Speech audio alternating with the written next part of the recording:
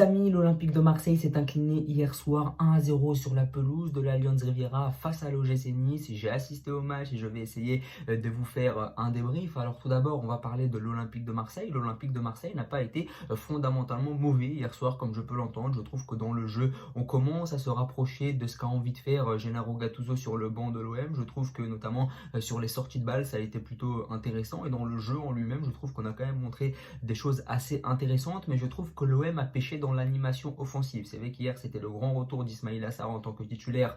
L'international sénégalais m'a énormément déçu. Ndiaye qui a beaucoup joué sur le côté droit, qui a beaucoup joué en numéro 10 sous Marcelino, là il se retrouve côté gauche, donc il a fallu qu'il s'adapte à nouveau et je pense qu'il a eu encore plus de mal parce que c'est compliqué de switcher de poste à chaque fois. Donc c'est vrai qu'au niveau de l'animation offensive c'est assez compliqué et on a eu énormément de mal à se créer de grosses occasions. Il y a eu l'occasion évidemment d'Aubameyang qui a énormément fait parler, il y a eu la tête d'Harit, mais à part ça il n'y a pas eu énormément d'occasions pour l'Olympique de Marseille, alors qu'avec une ligne offensive avec autant de talent, tu te dois de te créer beaucoup plus d'occasions. Donc c'est vrai que j'ai trouvé que le seul qui était vraiment au niveau en termes de création et d'animation offensive, c'était vraiment Amin Harit. Ensuite, un milieu de terrain qui manquait un peu d'impact. C'est vrai que tu n'avais que Rongier et Unai dans le milieu de terrain, face à un milieu de terrain Ndichimaye, Sanson, c'était forcément très très compliqué d'exister sur le plan physique. C'est vrai qu'Unai physiquement, c'est pas celui qui va récupérer beaucoup de ballons, c'est pas celui qui va tacler, c'est pas celui qui va mettre l'impact physique. Donc c'est vrai qu'hier on a un peu souffert de ça. Je trouvais que les Niçois ont énormément régné en maître dans ce milieu de terrain parce qu'ils ont beaucoup plus de gabarit physique et on l'a clairement vu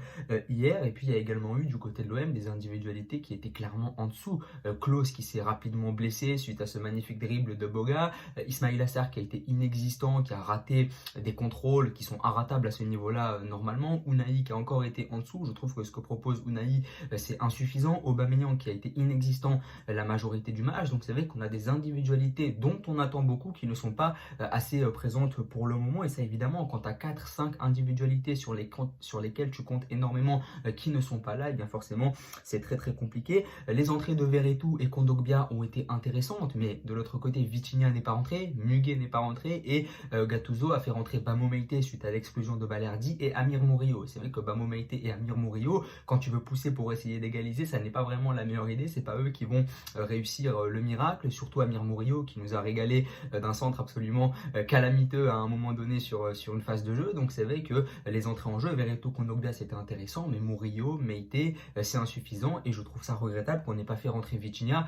quand tu vois le match d'Aubameyang notamment. Maintenant du côté de Nice, Nice n'a pas été flamboyant, mais Nice est solide. Et c'est ça qui fait la différence, c'est que Nice est extrêmement solide derrière, que ce soit Todibo, Dante, Ndichimaye, cet axe à 3, il est vraiment super super costaud.